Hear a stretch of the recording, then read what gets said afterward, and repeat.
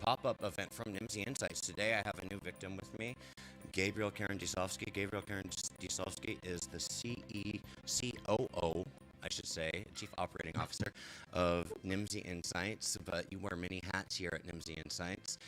And you're going to come on today and to talk about localization project management, and specifically what are hiring managers looking for in localization project management. And we're just giving it a second right now to make sure that all of the live streams are going live. We are coming to you today on Facebook, LinkedIn,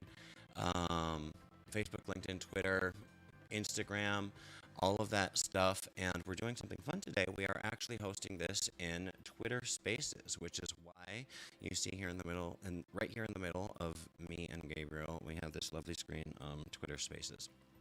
And what this allows us to do, it's like Clubhouse, except for Twitter. So I've been doing a lot of cool stuff on Clubhouse recently, and it's a lot of fun because people can join in, they can come up on stage, and Twitter Spaces is basically the same. So if you have something to add, if you have some value to add for our listeners, or if you have some questions about the data that we're going to talk about today, or a question for me or Gabriel, then by all means, join in the conversation. Just go over to Twitter, and you'll be able to see Nimdzi going live in the room right there. So Gabriel, I want to give you a chance to introduce yourself and tell everybody a little bit about what you're doing, and also tell people a little bit about what we're doing as far as hiring and looking for new people here at Nimdzi, because that's the subject of today, so it only makes sense. Take it away, sir. Yeah, absolutely. Pretty excited to be here with you, Tucker, today. My name is Gabriel, and I'm the Chief Operating Officer at Nimdzi Insights. What does that mean in a market research and consulting company is practically making sure the trains run on time so that we are delivering the market research, the reports, or practically what clients need on time and according to their requirements. So that also entails leading a team of writers and researchers. And it's, to me, like COO is also just a fancy synonym for project manager. And this is a topic that is very near and dear to me. And yeah, I guess I could talk about this for hours on end, right? And it also it's very relevant for us at the moment because I feel like it never stops our search for talented people. So I guess this is a shout out for any project managers out there who would be willing to join a fabulous team of people. So yeah, that's the little pop up right there. Yeah, and I'm excited because with the hiring here at Nimdzi Insights, and if you do have questions about that, if you want to join, if you're interested in joining, we've got part-time, we got full-time, we got contractor, we got all sorts of different stuff available. I highly encourage you to go check it out on the website, or reach out directly to Gabriel, reach out directly to info@nimdzi.com, whatever it may be. But without further ado, let's get right in here, because I want to start talking about the data. Once again, we're trying this live on Twitter Spaces today, so come on, join. We looks like a pretty empty room right now. Hopefully by the end of this live stream, we're gonna get some more people in there. But without further ado, let's jump right into the subject here. And this whole thing came about. I want to give props where props are due, because this whole thing came about thanks to a LinkedIn post from our colleague and friend Libor Safar over in Brno. He's your neighbor. He's over in Brno with you, is he not, Gabriel? Yeah, pretty much. Yeah, we're in Yeah. the same city, but Yeah, and we used to work at RWS together and had a lot of fun together. And I mm, know Libor was always encouraging everybody to get out there and write stuff for Multilingual Magazine, to write stuff, to do webinars and stuff like that. He's an excellent marketing manager. And if you're not, mm, by the way, if you're not following Libor on LinkedIn, you owe it to yourself to go do that, because he's putting out some good stuff pretty much every day. he's crushing it on LinkedIn. Like the stuff that he's doing is super high value. So go follow him immediately. And here's the post from Libor, where I thought it was super interesting because what Libor did is go through and look at some of the job openings for top companies out there, for Skillshare, DoorDash, Facebook, TripAdvisor, and people that are hiring localization project managers. And he looked at who was requiring English or fluent in a second language as a requirement to get a job. And Gabriel, I'm a native English speaker, so I'm not allowed to have an opinion on this.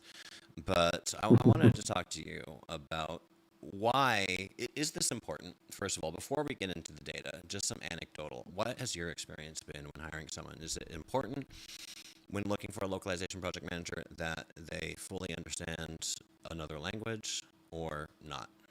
What do you think? Yeah, I would think so. To me, it's in the realms of almost something you take for granted.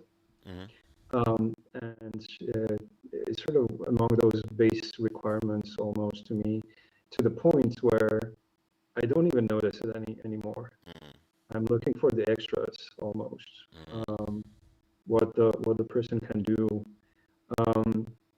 I think from our perspective, and just putting on the European hat here, it's been repeated ad nauseum, and for certain generations like millennials, it's a given that we needed to learn a different language and adopt a different language. And these days, I would say like people don't even notice if you speak, English. It's not, it's not even any kind of positive. It's just you need it. It's kind of expected. It's like putting in your resume like excellent communicator or good with Microsoft Office suite. It's like, yay, good for you. Exactly. But like you're not getting any brownie point. Oh gosh, I said I wasn't allowed to talk about this because I'm a native English speaker, but here I am flapping my gums. But yeah, and that kind of puts what's the expression? It makes us, like people like me that are native English speakers, kind of puts us at. It simultaneously it gives us an advantage and it gives us a disadvantage. I think it gives us an advantage because we speak English, which is a popular language to speak in the world. It's the language of business, right? And so it definitely gives us an advantage there, but it takes away an advantage here when hiring for a localization project manager if people are going to, if that's something that's important to hiring managers, like it says here, it puts us at a disadvantage. So let's go through the list. So Skillshare, hiring for a localization project manager, it says you are fluent in English and at least one more language. So to your point, Gabriel, that was, English is the prerequisite. DoorDash, fluent in 2 or more languages. Localization manager is a nice to have. So it's nice to have. Not required. Not required. I've never not hired someone because they didn't speak enough languages. But then again, I don't know how many people that I've interviewed in this industry that don't speak multiple languages. You know what I'm saying? Yeah, it's almost like duh, right? Like we're in the localization business in the language industry, and somehow I haven't come across anyone not speaking at least English, but it's almost like you take it again as normal that if you're in this business that you're open to languages, you're probably speaking more than just one language, your native one, and plus English. So yeah. Yeah. Let's go back to the list here. Facebook localization manager preferred qualifications. So under preferred qualifications, they say bilingual in English and a foreign language. And TripAdvisor, fluency in multiple non-English language is a strong advantage. And Libor, well, like I said, go follow Libor, sparked a strong conversation here. As you can see, this is me with the multilingual in front of my face here, in case you don't recognize me.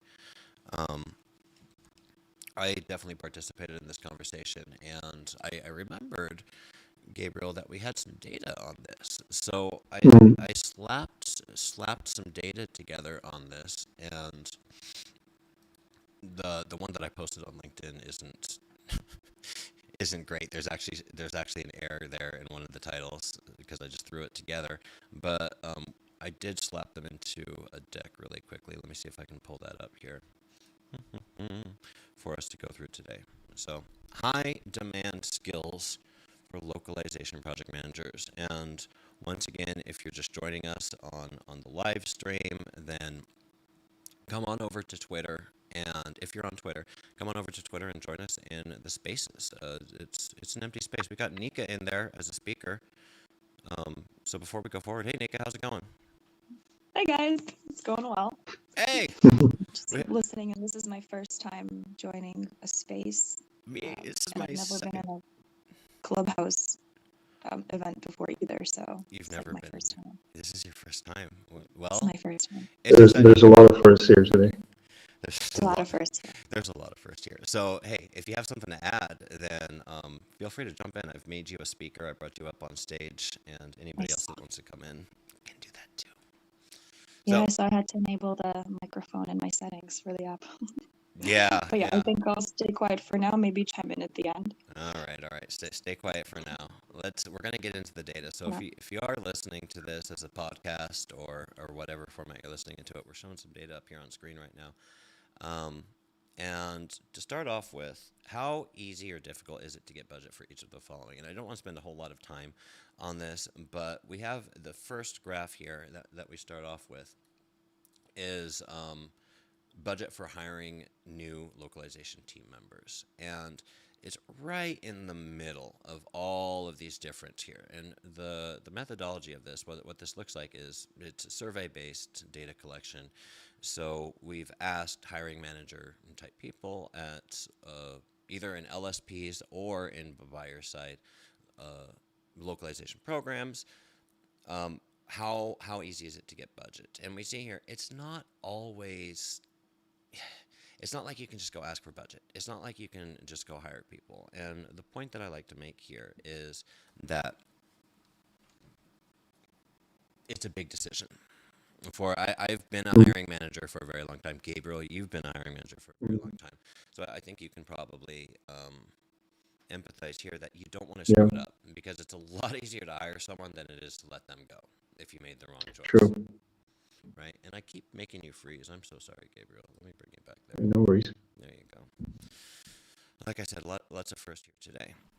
So before you get into it, you really want to make the right decision. Really want to make sure that all of your ducks are in a row. Another data point here is how long does it take to fully train project managers? And I'm actually surprised by this data because I would have Oh yeah. thought, it would have taken people more time. And what you see here is that the vast majority, well, not the vast majority, the plurality, I should say, 25% of people, of hiring managers say that it takes less than 1 month to fully train and onboard a localization project manager. And what do you think about that, Gabriel? Well, It I seems, actually, yeah. yeah, actually, to me, this makes sense because think about it this way. Your hiring requirements for project managers are probably stringent. So there's a high bar to clear for candidates, and you're already going through that filter of selecting the right candidate. Okay. And so that's one thing. On the other side of the spectrum is that you cannot really afford to wait 6 months to fully train a project manager, right? You're hiring because of a need, probably, and you cannot afford the time to wait until he's fully onboarded. So there's always a tight kind of intensive period at the beginning where you train them up. So between going through and separating the wheat from the chaff, so to speak, you already supposedly and hopefully for you, you already have the good candidate, and the onboarding time will be all that much quicker for him. So to me, it actually is not that surprising. The contrary would be. Yeah, that's okay. Well, shows what do I know, right? It just seems to me that 1 month is not a lot of time to fully train a project manager. And that's, if there's people out there doing it, then kudos. We also have some data that I don't have it prepared here, but data on what kind of training programs people have in their localization programs, because I know a lot of Mm. people, a lot of programs out there, both buyer side and client side, or buyer side and vendor side, have put a lot of effort into really making sure that they're onboarding people in a scalable way, in a repeatable way, I should say. So knowledge base, and Mm. you've done a lot of that here at Gabriel, or at Nimdzi, right? Gabriel, as COO, you put together knowledge base, onboarding package, Mm. all of that stuff. Let's, Yeah. yes. Yeah, absolutely. I mean, that's part and parcel of it. You don't want to be among those who take 6 months to onboard someone for sure. You want to make it quicker. At the same time, and you want to make it scalable. Scalable. That's for certain. At the same time, I like to kind of insist on the human element of it. And even if you're automating this to some extent and have the materials for that person to pick up on in training, I still like to handhold them, hold their hands for a while and just go through the process manually to some extent and go over the things sort of also as an exercise and remembering what it is that we do and how we do it and kind of checking back on old materials. There's also a way of improving the stuff that was valid a few months ago, Right. but it also kind of introduces the human element to it, and you're already building that relationship with your new hire from the very start. So it's not just only about the videos and trainings and whatnot that you probably have. Yeah, and on that note, one of my favorite things to do, of course, is that when we sorry, I got distracted there for a second. When to hire someone, and if you don't have training material for them, I think that's a great task to give a new hire. Like when you hire a project manager, say, look, like here's the training material we do have, and here's frankly a shit ton of files and videos. Exactly. Go clean it up, right? And yeah, it's kind of like crap work to do your first day on the job, but if you have a positive attitude, and I try to hire project managers with a positive attitude, like it's a great task to be doing, because as you're doing that, as you're running through um, all of that stuff, organizing it, listening to the stuff, trying Mm. to organize the company's thoughts, organize that institutional knowledge. What you're doing is you're reinforcing your own knowledge, essentially, and it's one of the Mm. best things that can happen to you. Yeah, it's also a good mechanism to give responsibility early to the person, giving him something that also builds his knowledge of the way things work, but also um, you're trusting him to do something which he probably doesn't know much about, reorganizing whatever it is or writing documentation and such. But it goes to giving, you show trust and you give responsibility. I think that's a good thing. 100% agree. Moving on. How does I don't want to talk about this. This is for another thing here. Where am I have way too much. I did not organize my data. Included. Did I even open the right presentation here? Um, these are all for.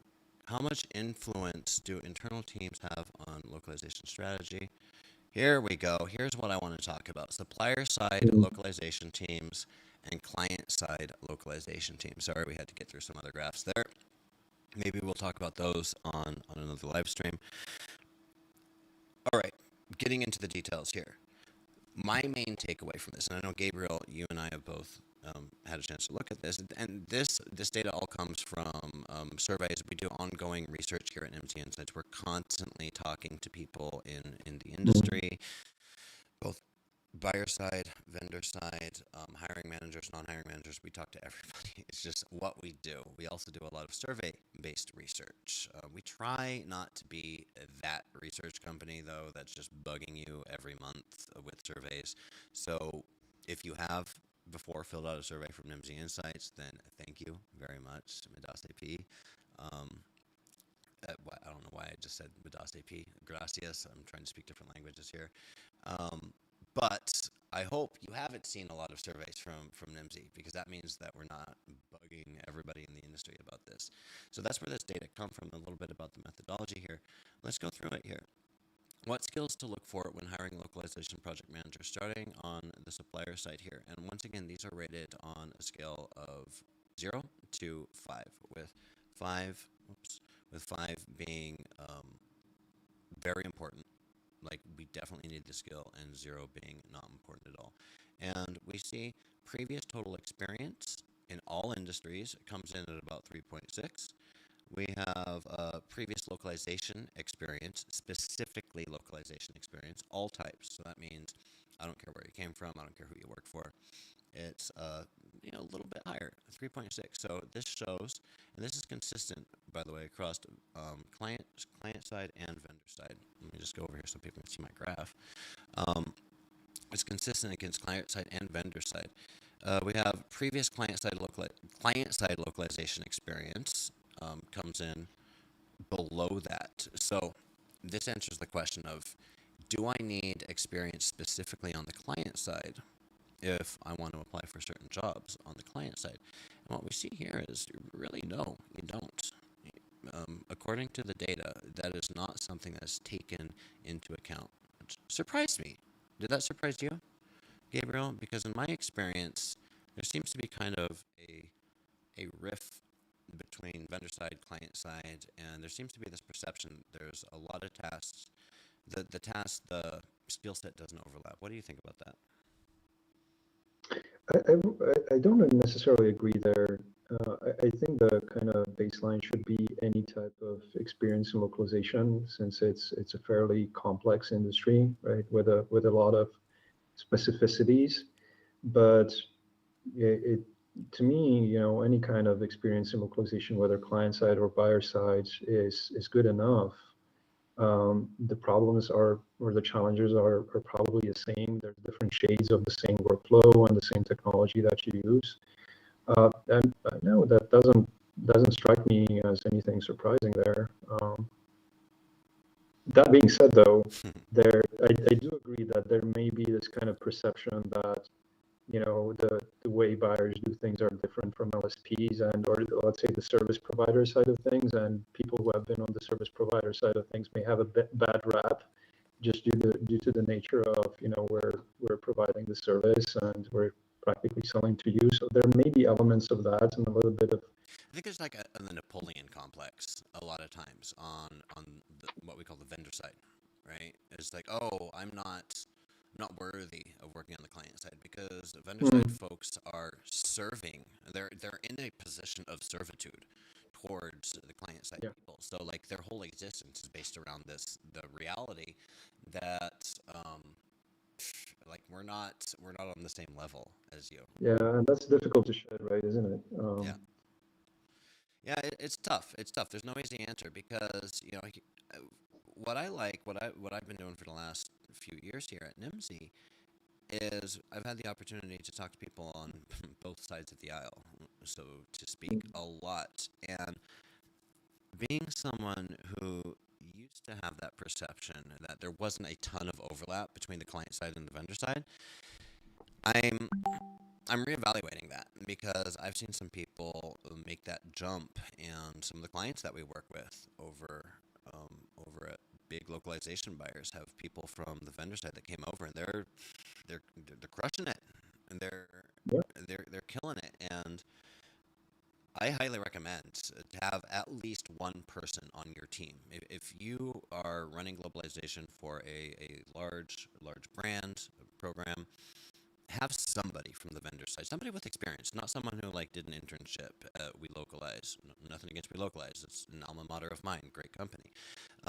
But get someone with some experience from the vendor side, because here's what they bring to the table. I believe, and that is, they've seen how a lot of different clients do it. They see how a lot of different brands do it. So if I serve, I'm just going to pull some companies out here. If I work at Google, let's say I work at Google, local globalization program, I'm Google Globalization Manager, and I've worked there for 5 years.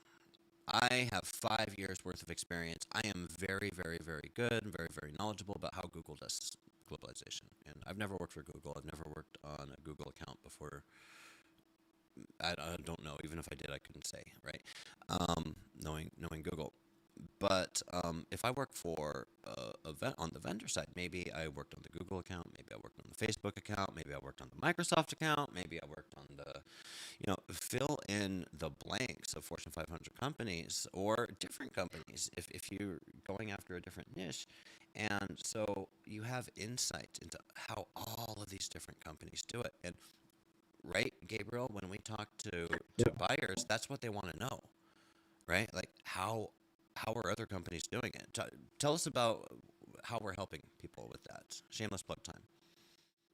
Yes, so we do have a running series of publications at Nimdzi called the Lessons in Localization, where we talk to buyer side organizations about the way they're set up, what it is that they do, and I think it's kind of stemming from a need that we have of trying to get a sense where how are we doing? How do we compare against others, and how can we benchmark it what we do, or even steal ideas almost from others? So there is that. And to your point, I think Tucker and what I would add is I think what is extremely valuable is perspective. A lot of the times we are set in a way of doing things, a certain process, a certain workflow, and you need that kind of reality check or someone who challenges that every once in a while. Right.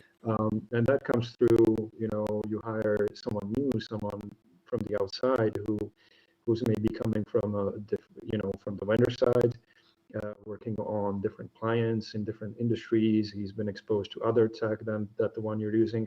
And to me, that is you just need that perspective, that outside influence every now and then that keeps you kind of avoids you stagnating almost, I would Mm-hmm. say. Mm-hmm. Let's go back to that. We got some stuff to get through here, and I don't know how long you got here, Gabriel, but I know I have some meetings after this. Um, college degree. College degree ranks pretty darn high on here, like second or third on the list. If we want to stank rank this, I'm not sure. Okay, let's go on. College degree ranks pretty darn high. Let's go on to the next one Mhm. though, and that's this red bar here for those of you that are following along at home, um, on LinkedIn, Twitter, whatever, wherever you are. The next one, this green one here, college degree focusing on localization, and you might not be able to see this, so I'll get rid of me and Gabriel, our fat heads here. College degree focusing on localization. Not so important.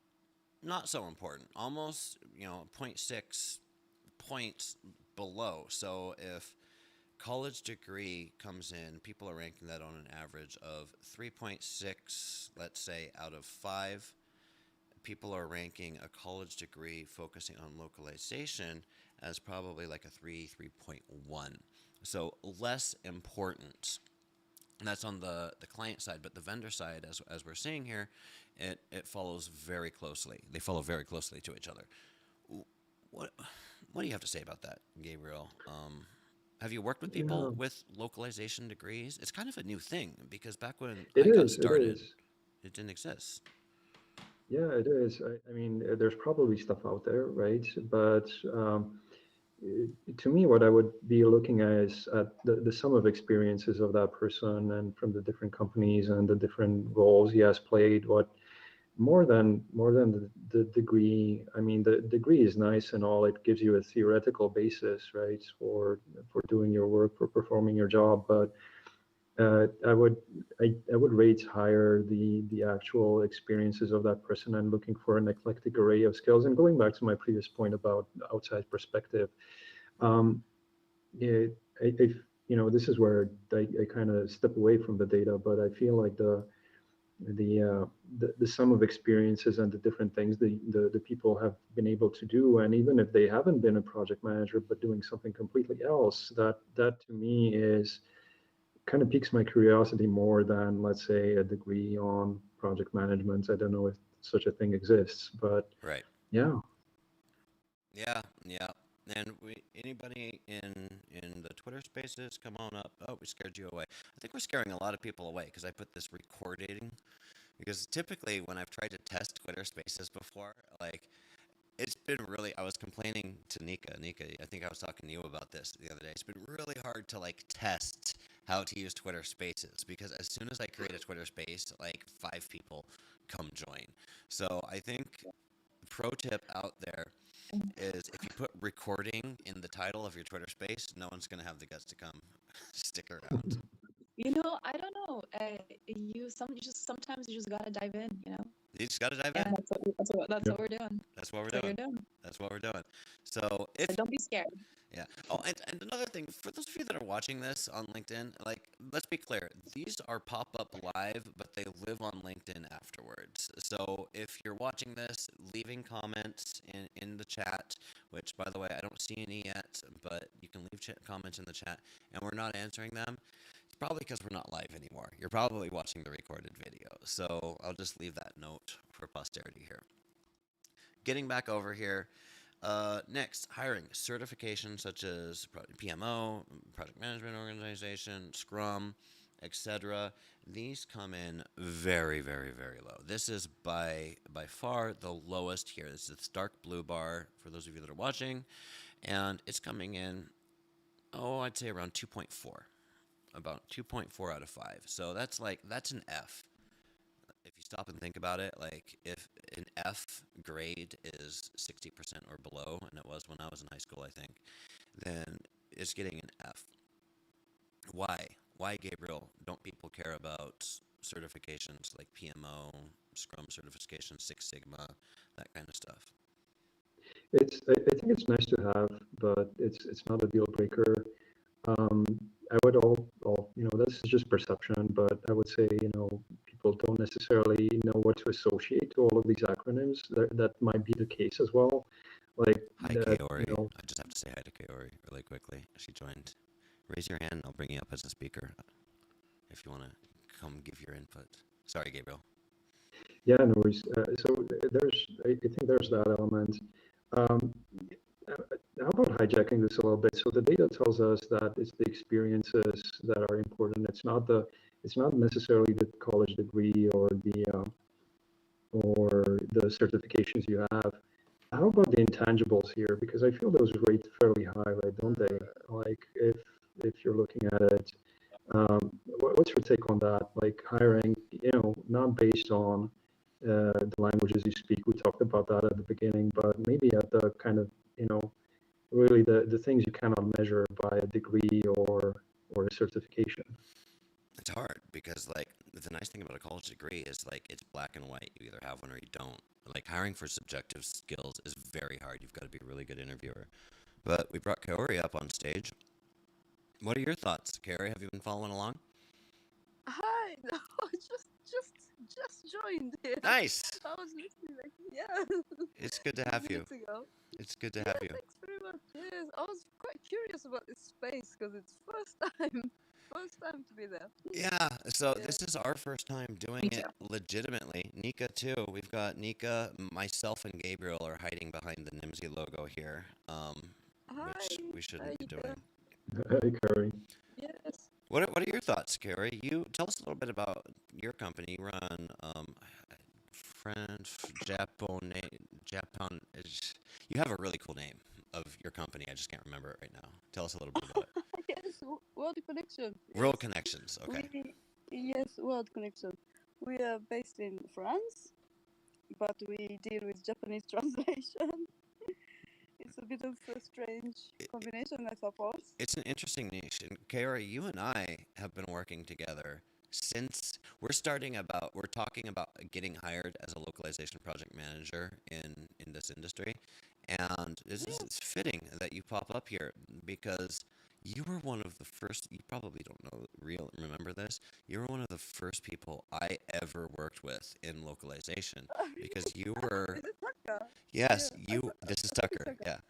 You were one of our go-to French translation agencies at my very first job in localization. That was I'm not going to even say how many decades ago it was because I don't want to date us. Yes, I I clearly remember you. Nice. That's why we've been connected on Facebook and everywhere. Yeah, we're connected on Yes, Facebook, it's so but funny. we don't talk. So what do you look for when you're looking to hire a project manager? What are some of the things that you look for? Oh, project manager. We just hired one. Oh, congratulations, you're growing. Yes, we just hired one. Yeah, so it's quite difficult to find one actually. Yes. It is very Yeah. difficult to find a Mm, project manager. Gabriel, yes, because I'm sorry, Gary. What made you pick that project manager? Let's use this as a case study for people that are listening. People that are potentially applying for PM roles. Like, what key things should they highlight in their resume and in their interviews? yes, I think we looked for qualification, and we finally found a person who's got a project management degree. Hmm. That was I think the important key for us really, because we hired previously some people has no background of project management, and it took us a long time to train them, and Right. almost like 3 months. Yes, it was really long time. So the And we have, certification, was it yes, PMO certification specifically? Sorry to interrupt. yes, it's a project management. Yeah. This new person has, but previously we hired like people has translation, master in translation, and some voice training, actor and stuff. Yeah. But it Yeah. wasn't really, it took a long time for them to learn.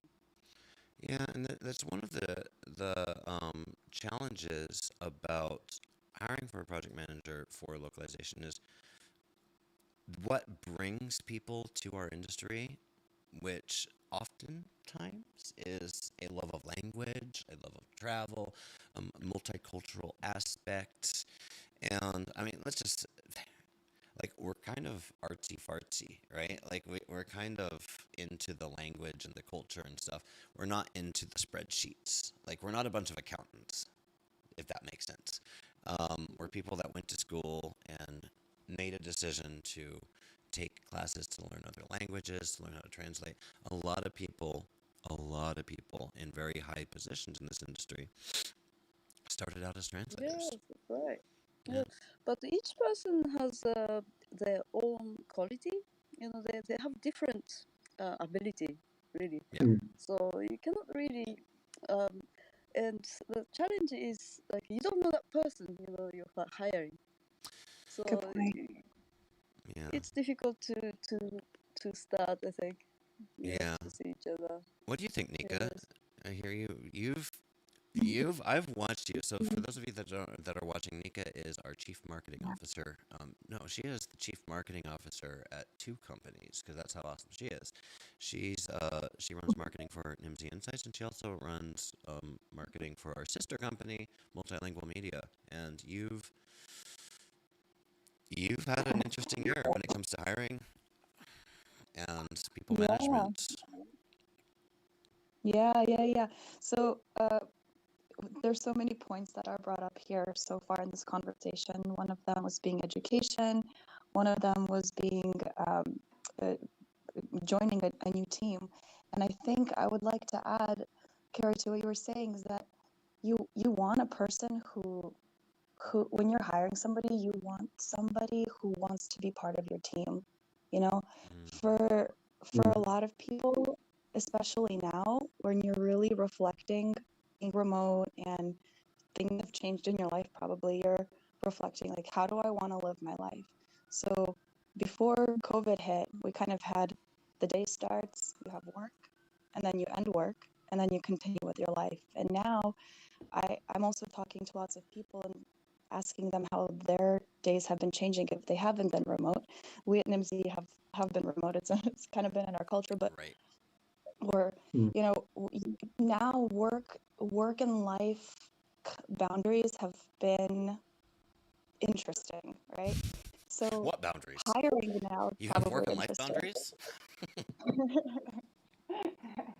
But I've a friend of mine is not in this industry at all. He runs a small business, but he's hiring right now. They're a startup, and I heard one of the questions that he asked the candidate was about her personal work-life balance and how does she bring that into the job.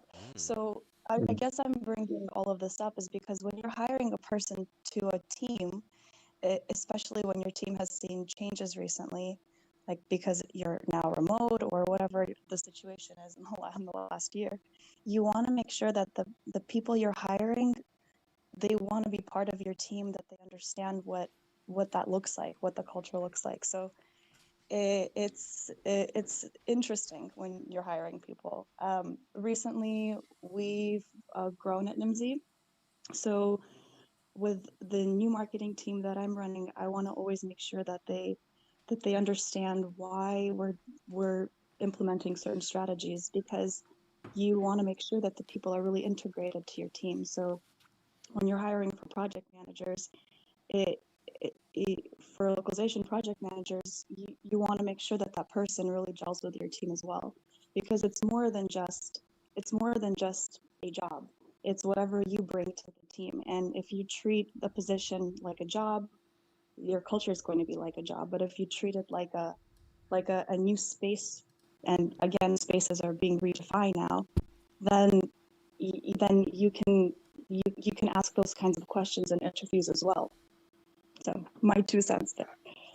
Yeah.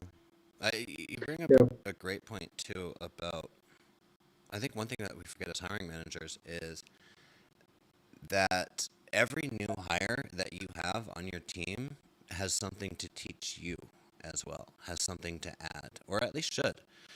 Something to add to the company culture. And that to me is really exciting about hiring new people. Not just like when we bring somebody on board, I don't immediately think, oh crap, how am I going to train these people? How long is it going to take? How much work is that going to take? What goes through my head is, oh, sweet. I wonder like what this person has to bring to the table. I wonder how this person's going to help round out my team, whether that's, the team at Nimdzi, the team at Multilingual, or whatever, because invariably they do. They have something to add. Yeah, and we're an industry of really interesting people with really interesting histories. Right. Yeah. Yeah, I agree. we're all united by the same passion. That's how we got into this. But this is why when I think about hiring and having been in hiring positions myself, I would almost treat the resume as fluff. The certifications, the education, and all that. I do understand that you need it, and depending on the technicality of the position, there's a certain level of requirement that you need to have. But to me, it's all about the intangibles, and maybe this is just a personal kind of way of looking at it, having gone through sales where I learned on the fly, and I learned to appreciate the value of learning to ask questions and sharpening and having that inquisitive mind and kind of working on my curiosity. And that's what I'm looking at, looking for in candidates is, teach me, point out my mistakes to me. And to your point, Tucker, when we're having these onboardings, and one of the best things that can happen is that person pointing out to you, oh, maybe you should be doing this instead of this, right? Like teaching you, pointing out to you your own mistakes. But that's to me the value of the intangibles, really the asking the right questions and showing you're curious about the company, about you have ideas, demonstrating all of those things is extremely important. Yeah, and Gabriel, I'd also like to add that when you're hiring somebody, right, you're giving them an opportunity to contribute to an entire new company, to new goals and everything that comes with working for a company. So you're not just hiring to fill a role, but you're putting somebody into your space, into your space where you give them an opportunity to bring everything, all of their experience to this new space where you're working and collaborating together. So yeah, so you want to make sure it's somebody who's bringing something really interesting and is motivated to be part of your team. Good point. To your point, Nika, I feel this is the part of the hiring process that is maybe not being talked about enough is the role of the hiring manager is to kind of convey the spirit of the company, because it can be intimidating almost. You're joining a big multinational, an MOV, right? And you're going to be just a name on a sheet somewhere, among ex-employees. But that's where I think hiring managers have a critical role to play is to kind of convey, like what it is that the company does, how they do it, to foster that engagement also and that enthusiasm almost, so that person brings it, every single day. Yeah, and all very hard things to understand in an interview.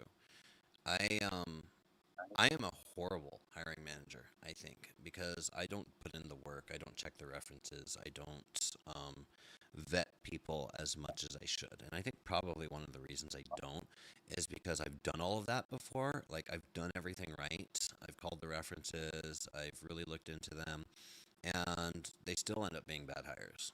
And it takes 6 to 9 months minimum, in my experience, to really understand if you made a bad hire. And that's why I say it's a lot easier to hire someone than it is to let go of them, because I don't know, like once having to let go of people as a manager, you feel a certain responsibility and you feel a certain amount of disappointment, I would say, because part of the manager's job is to help their people succeed. And one of the ways that you can do that is by making the right hires, because if you're picking people that you aren't going to be able to help, then you're not doing anybody any favors. Mm-hmm. Yeah, and I just want to just kind of put it in this conversation into perspective. We're all in an environment where we started off as a startup, so we have the mentality of growth all the time, which is great. It also has its own challenges, right? But that's where we are. Right. There might be other companies who have very different approaches and have a much more mechanical approach to things. But as a person who's interviewing for a company, you also want to be aware of those kinds of things. What kind of space you're getting yourself into, right? Right. But just kind of to put it into perspective, this is the mentality that we have at Nimdzi, right? And at Multilinguals, that we want to grow. Yeah. And that's the perspective. At Nimdzi, just a second what you're saying, but at Nimdzi, it's like the third shameless plug, ulterior motive for this is we are hiring. We're always looking for people here at Nimdzi and looking for smart people. And the reason I keep showing this we're hiring asset that Nika put together, it looks lovely. But the reason I keep showing it is because it's new. We've never had a careers page. I think we've done some advertisement for hiring salespeople, but we've never had that problem of going out and trying to find people. And one of the reasons for that is because we get referrals. So how do you get people? Just don't advertise them. Through our network, right? Is what we've been looking for now. So LinkedIn, just people come, and it's one of those things. The more people that you bring on board, the bigger your corporate, your organizational network is, right? So I engage with people all the time on LinkedIn, and I'm constantly as a manager owner. I'm constantly proactively looking for talent. I don't wait for people to contact me. I reach out to people. So if I see someone on LinkedIn, and here's what I do. I'll tell you what I do. So if you're out there and you're looking for a localization project manager job, hear it from me, because I hire people in the field of localization, and this is what I look for. When I see you, the first thing I do is I want to see if you can write. I want to see if you can communicate. So I'm looking at your LinkedIn posts. I'm looking at your LinkedIn articles. If you're not publishing LinkedIn articles, think about it. Think about doing it. I'm looking at any blogs you run. I was just talking to someone yesterday, and I said, look, like, we haven't even met yet. Let's set up a time to talk. I've already looked at your blog. It's awesome. You're a good writer. You're a good communicator. So that is one of my things that I do. What about you, Cory? Like, what are you looking Mhm. for? How do you find people out there? Actually, we've been looking for people like for quite a while. Then I think yes, we. I still I still would like to work with Hi, them. Michael. Like not remotely, just on site. So people living around here that understand Japanese is not very easy to find. Yeah. So we hired like few Japanese people, Hmm. yeah, Japanese native speaker. Yes, then yes, just by chance we find one, two, three, then just grew. And this time we found people through the job center in France. They Oh, have like how do you call it? Like a job. Not it's like a organization that the government prepare for the people. Mm, because yeah, is that and James and hi, James? we had some. I think the government gave us like some support. Yeah, COVID, Yeah. COVID support. Thank God for that, right? Thank God for that. We've had some really good programs here in the US in the last year that have helped companies Oh, keep great. good employees on. And here at Nimdzi, we're very grateful for any help that we can get, and we've also participated in some programs that have helped us keep not only Yeah. keep people on, but keep growing through 2020. Because all of those unfortunate circumstances. What I have a question for you, Gary. Mhm. What is the Mhm. cultural component here? Because I'm always fascinated. I'm fascinated by Japanese culture because I don't know much about it. And you being the expert, are there considerations?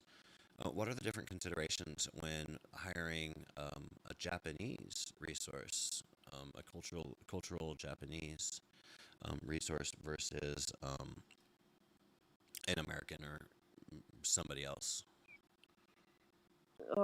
Yeah, like Europeans. like Europeans? Yeah, like Europeans. I think people living here, living in France or living in this area as Japanese is quite difficult to find. So already it's very difficult to find Japanese people because of population. Mhm. But yes, I think generally people, the Japanese people live abroad. They speak good level of English already, No, okay. and of course French, etc.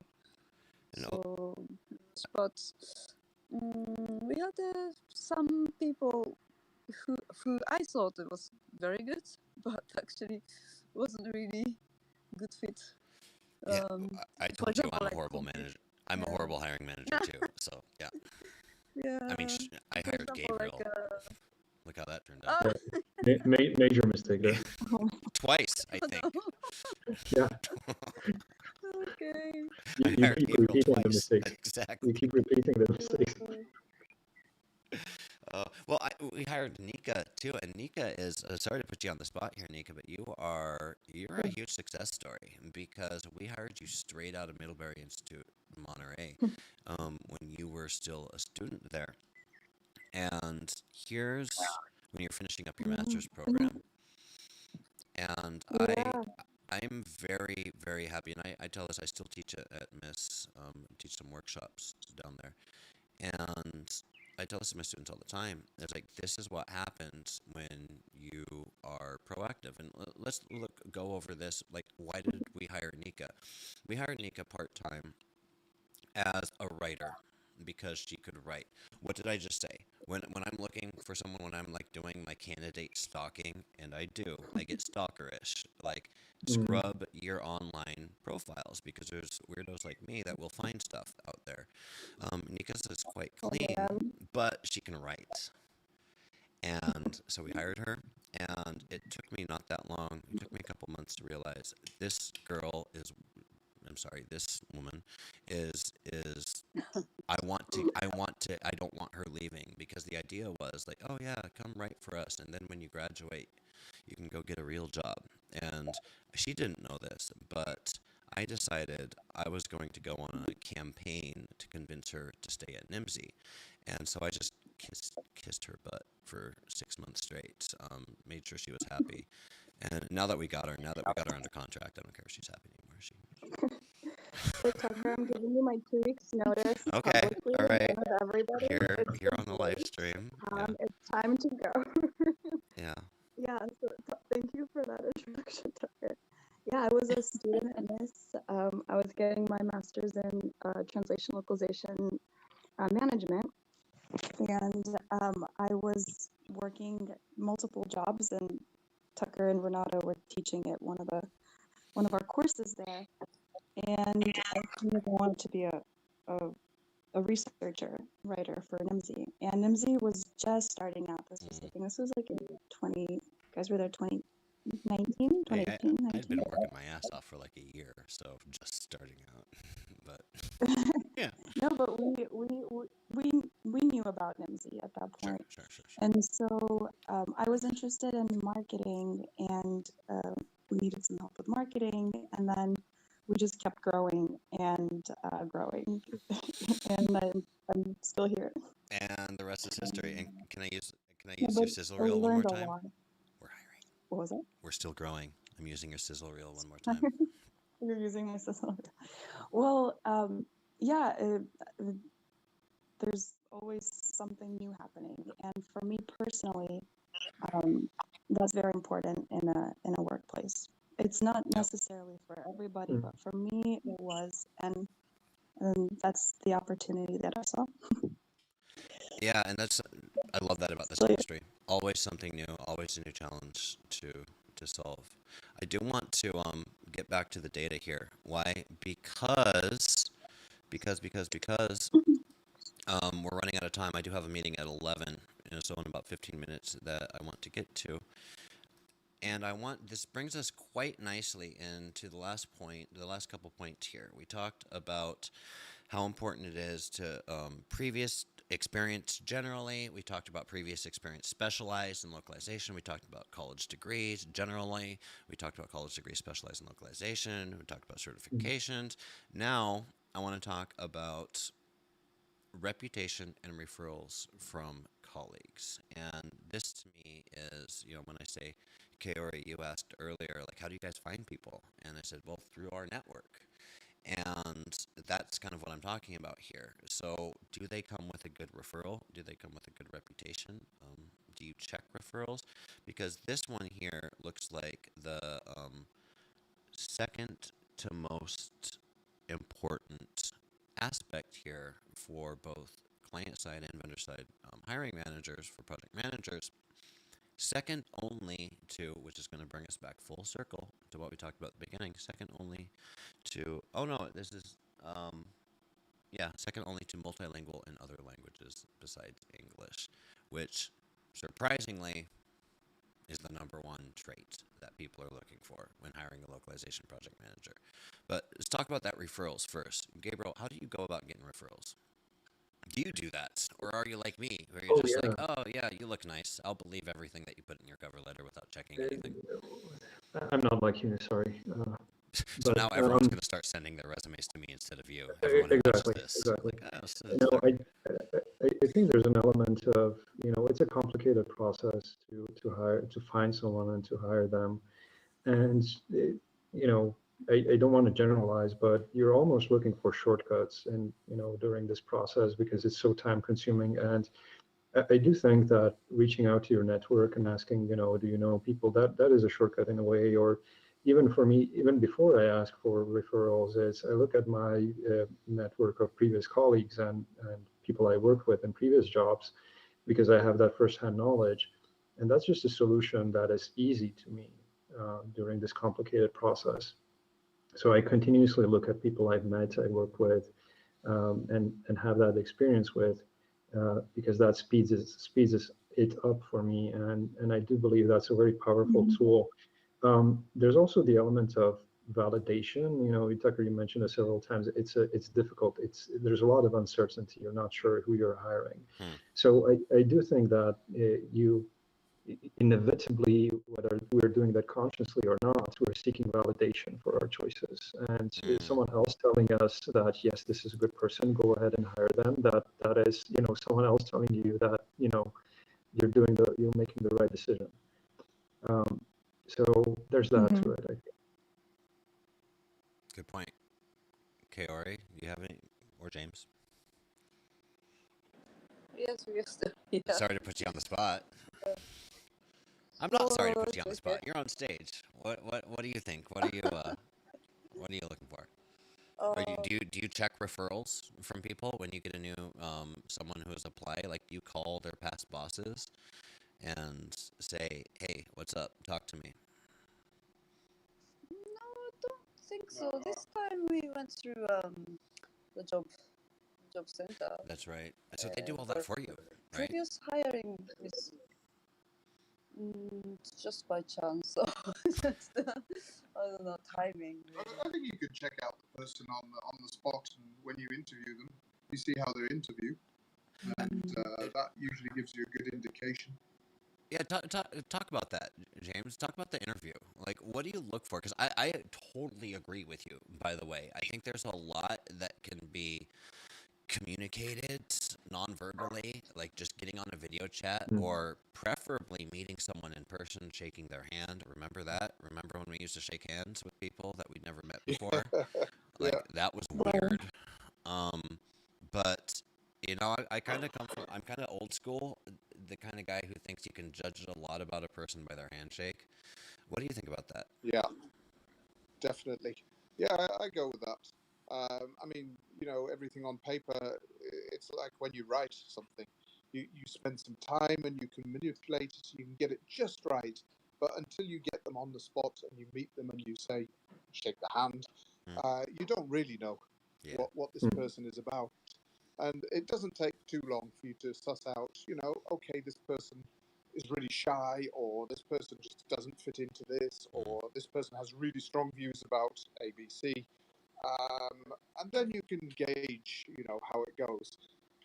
In France, of course, you have 3 months where there's a trial period, so you've got a bit of time as well.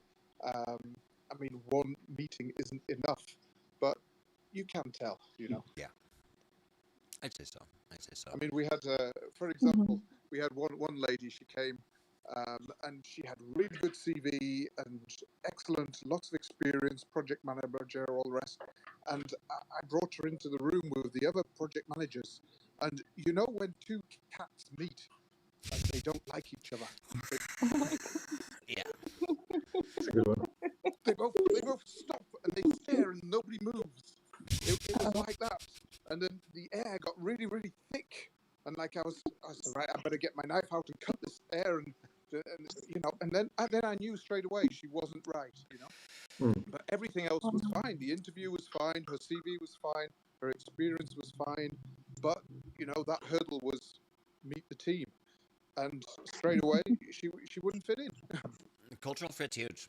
Cultural fit is, I dare say, as important, if not more important, than skills. Because skills, cultural fit and like baseline, just intelligence. Can you learn new things? Like IQ, right? So if you're a good cultural fit, and that doesn't mean culture is, the reason I say cultural fit instead of like being a positive person is because, not every company has a positive culture, right? A positive person would be eaten alive, right? So you need to find someone that's right for your company.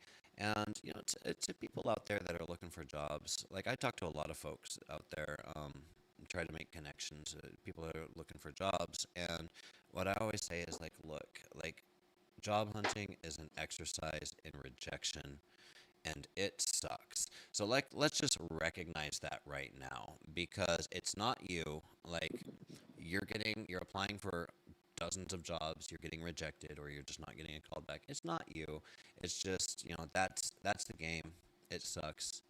You gotta play it. Don't stop though. Don't stop, because all it takes is one. All it takes is one. So, hi Jared, thanks for joining us here. I think we're gonna start wrapping it up here. Kaori, James, thanks for popping into our Twitter spaces today. That was fun. It would have been pretty lonely up here without you guys. We should Yeah, do, thanks very much. yeah, we should like organize Great. something and like do co-host one of these live streams, you know. I don't want to put you on the spot, Thank you. but Nice. you guys got some interesting stuff going on over there. Let's talk about it. Let's do it on a live stream. Let's bring some people up on stage and explore this Twitter Spaces. That this is our first time doing it. So for Yeah, the me too. Me too. yeah, I'm like, what is this? I just pressed the button and I was like, oh, that was my first experience with it too. Yeah. So and great. before you know it, now you're live on LinkedIn for the whole world to see. Don't worry, not that many people are watching because we didn't announce this because we didn't know how well it was going to go. But Right. let, Okay, thanks. let me Thanks play very us much. out here, guys. If you're watching this, if you made it all the way through the end, thanks for joining the social experiment with us. Thank you to Kaori and James for joining us up on stage. Thank you to Nimdzi and Multilingual Media Chief Marketing Officer Nika Alaverdi. Looking forward to seeing you on site next week. Thank you for the good conversation. Yeah, Gabriel, Thank you. thank you. For those Thanks. of you, Have a good one. thanks, James. Thank you. Just to wrap up the stream here as people are filing out of the clubhouse. If you're not already subscribed, make sure to go ahead and subscribe to Nimdzi Insights. That's the only way that you're going to get notified of these things as they go live. We don't announce them. What we try to do is just add value in real time. You never know when it's going to be coming because, hey, who's got time to sign up for webinars these days? Just pop into a live stream, see what's going on. Pop on over to Twitter Spaces, come up on stage. If you got an idea for a future session or if you'd like to be a co-presenter, let me know. DM me on LinkedIn. That's probably the best way to get a hold of us. Once again, Nimdzi Insights, we are a market research and consulting company specialized in but not exclusive to language services, which means translation, internationalization, globalization, go-to-market, international user experience research. We help a lot of different companies, both on the brand side, you know, your big Silicon Valley folks, and we do a lot of work with, I want to say, more modest-sized LSPs and agencies because we love you guys, because we love this industry, and we like being a part of it. We like to give back. So with that, big thanks to Gabriel. Gabriel, give us the closing thoughts for today. Oh my goodness, putting me on the spot. I am going to put you on the spot. What's the one thing hiring managers need to hear, and what's the one thing that candidates need to hear? For interviewees, I'm gonna copy paste your thought there, which rings true, and that is, don't get discouraged. This is the long game you're playing. And for hiring managers, try looking beyond what's on the paper, as James was saying. Obviously, it's more complicated these days with online, but look for the intangibles. Look for people with curious, inquisitive minds, especially when it comes to project managers, people who can talk, who are not afraid to talk. And yeah, good luck, I guess, for both sides. That's a great soundbite. Oscar, if you're watching that, snip it up. With that, thank you very much, guys. We'll see you all next time. Thank you. Thank you. Have a good one. Every Thank you. Bye.